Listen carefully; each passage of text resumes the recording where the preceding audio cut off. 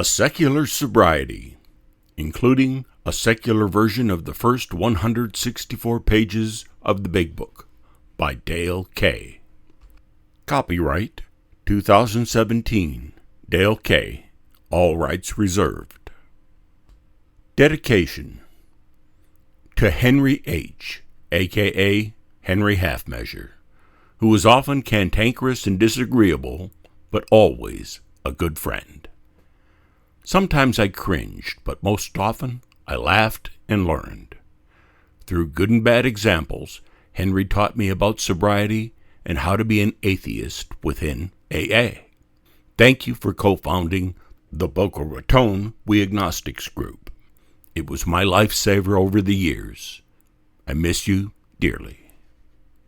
Also, to my daughter Rebecca, who is the most authentic person I know. Your example encourages me to be the same. Thank you for your inspiration in teaching your dad a thing or 12. Introduction. Hello, my name is Dale, and I'm an alcoholic. Also, I'm what many call an atheist. That label is for you. I don't find a personal label necessary. In fact, I don't like the term. It has too much negativity connected to it. I'm not anti-theist. I couldn't care less what others believe. In fact, I'm a believer too. I believe in science, that ever-growing knowledge of this place I live in and how I fit into it. That's wonderfully positive. There's plenty of emotion that colors my thoughts, but my core beliefs are science-based. I really don't need a label for all this. I'm just a guy struggling through life like everyone else. Much of what I hold to be true is a temporary truth. With time, new discoveries will shed light on new truths that may also be temporary. The one truth that I believe to be permanent is love. So if you must label me, call me a lover. January 6, 2017 was my 36th anniversary of sobriety. I don't say this to boast.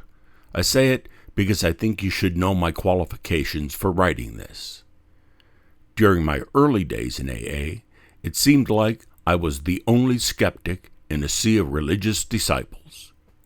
I was told that my lack of faith was an obstacle in the way of sobriety. You shouldn't worry, though, they said.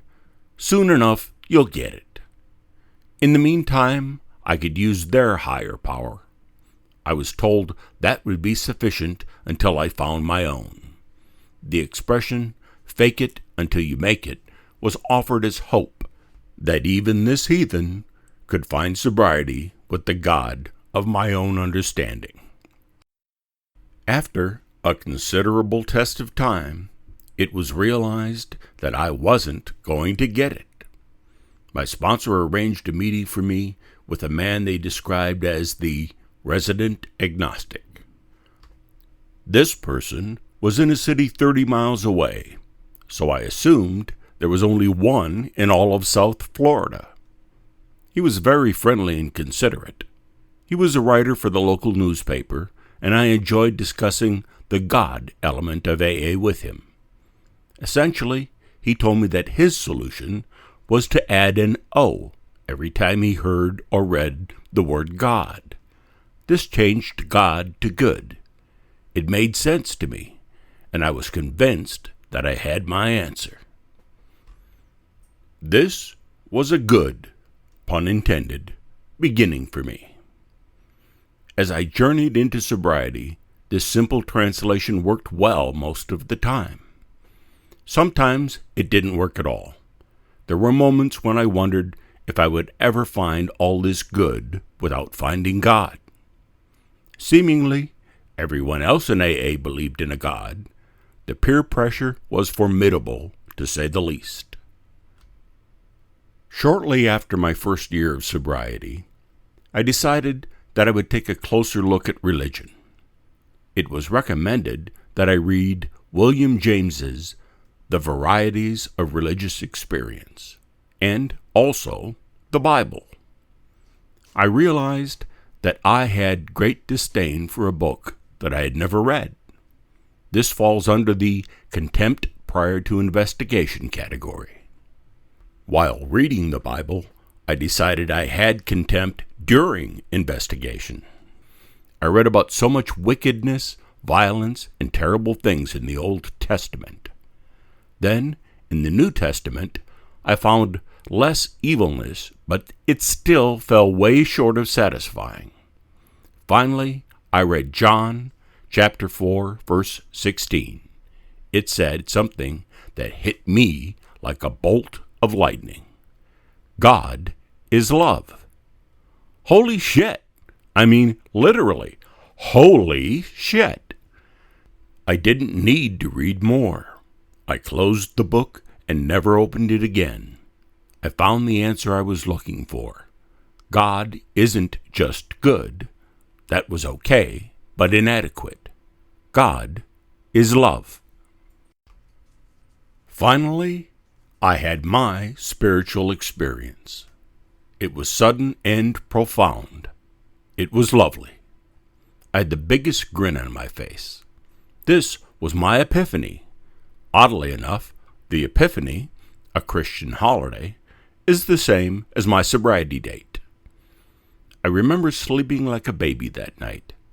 The next day, I decided that whatever I was doing, whatever decision I had to make, I would ask myself a simple question.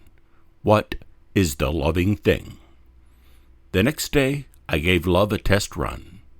My day full of love was the best day I have ever had.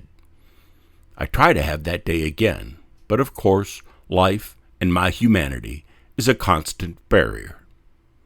Life is a complicated endeavor. Often, simplistic answers aren't enough. Love is a very large subject. Many of the details are common and obvious.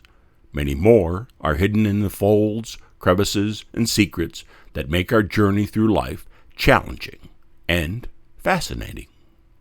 Finding your humble self will be your best friend in this discovery of who you are in sobriety. The irony of an atheist finding answers in the Bible is not lost on me. There are many dichotomies in my life. I welcome them. In fact, I love them. It's an indication of open-mindedness. That quality will be most helpful in your quest for a sober life. We must be open to all that is around us. Many things you examine will be dismissed, but we must consider all of it. Take a little of this and a bit of that, and create this unique, sober person that will be beautiful to you. Be genuine. Be who you are. Own yourself. Try not to worry about what others might think. They are not living your life, and have plenty of problems of their own. And while you're trying to ignore those that may judge, don't judge others. Let them have their life just as you wish to have yours. This is the essence of serenity. I would like to address the AA principle of contempt prior to investigation. It is very difficult to investigate what AA has to offer non-believers if you can't read past all the references to a deity. Far too many non-believers have too much difficulty with this. The easy reaction is to dismiss AA and its members. That rejection means you will not find the beauty and wisdom of the program and the wonderful sober people that have come before you on this journey of sobriety. Don't be blinded by contempt. Certainly, the big book can be quite obnoxious and arrogant. Don't allow the book's problems to become yours. An open mind will allow you to hear the bits of wisdom that help you on this wonderful experience of life without alcohol or other drugs. And remember, the only truth is the one you accept for yourself. Truth wears many clothes.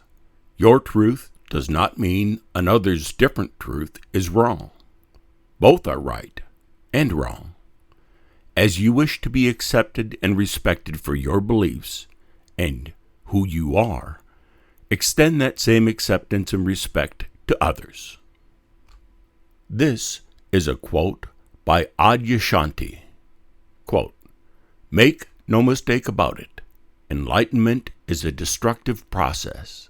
It has nothing to do with becoming better or being happier.